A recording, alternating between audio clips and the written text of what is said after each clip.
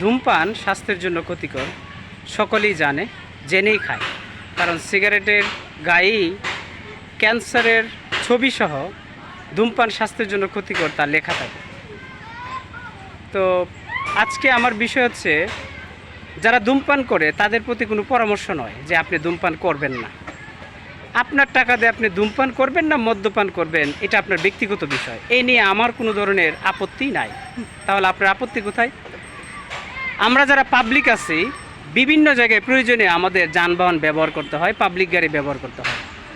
আমার কাছে একটা জিনিস খুবই খারাপ লাগে, সেটা হচ্ছে প্রায় সময় আমরা দেখি সিএনজিতে, বাসে, অটোতে কোনো একজন ব্যক্তি যাত্রী সে সিগারেটটা জ্বালিয়ে সে বাসে ওঠে বা সিএনজিতে ওঠে, অটোতে ওঠে।